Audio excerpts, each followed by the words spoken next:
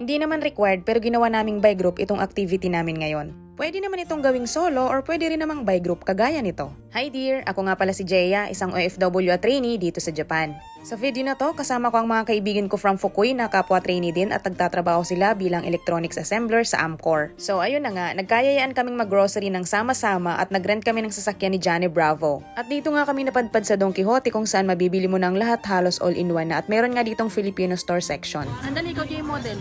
Magkano na yung bagoong? Only bago. Touches my skin. Ito ang cravings ng mga Pinoy. Ay, talaga ba to? Yes. Kano to ka, mamahal? Oh, ha? Dito sardines. 498. At nakita nyo naman ang mga presyohan ng ating mga Filipino food dito sa Don Quixote sa Japan.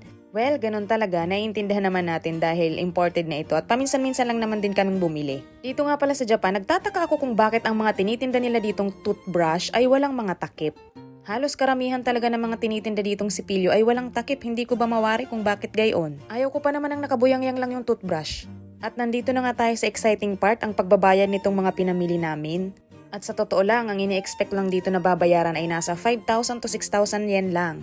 Kasi nga, parang ang konti lang din naman itong mga nailagay ko sa aking basket. Pero sa hindi ko mawaring dahilan ay nagulat ako sa naging binayaran ko. Umabot kasi ito sa 9,404 yen or nasa 3,700 pesos. Sabi ng iba, kapag nandito ka na raw sa Japan, iwasan mo yung mag-convert ng mga pinamili mo into peso. Kasi magugulat ka talaga, pero ako hindi ko siya maiwasan. Lagi pa rin akong nagko-convert kahit 5 taon na ako dito sa Japan. So ayun, pagkatapos naming mamili ay dumaan muna kami dito sa McDo para kumain at magpakabusog. Sana may Jollibee din sa Japan.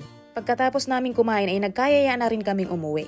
Kaya nga pala kami nag-rent ng sasakyan kasi umuulan that time nung pag-alis namin sa Fukui. Ang hirap naman magbisikleta kapag umuulan tapos marami ka pang bitbitin. Kaya okay na din sa amin na magbayad ng tig 1,500 yen sa pamasahe namin. Door-to-door naman kaming hinatid ni Johnny Bravo kaya convenient yung aming pamamalengke ngayon. In fairness, mas masayang mamili kapag maraming kasama. Pagdating nga namin sa apartment, medyo umuulan-ulan pa rin kaya nag-akyata na kami agad sa aming mga apartment. Uy, nakiki-apartment na ako, apartment nga lang pala nila yan. Pagkadating nga namin sa apartment, na-curious ako kung bakit parang ang mahal ng binayaran ko kaya kailangan ko na tong i-unpack. Sa totoo lang, sa mahal ng mga bilihin dito sa Japan or maging dyan din naman sa atin sa Pilipinas, kailangan talaga nating mag-budget ng pera. Kaya tumarget ako nitong mga dilata pero parang feeling ko hindi rin naman ako nakatipid. Sa bagay, paminsan-minsan na lang din naman ako kung bumili ng mga ganitong products. Sana maging magaling tayong lahat sa pagbabudget, no? Salamat sa panonood!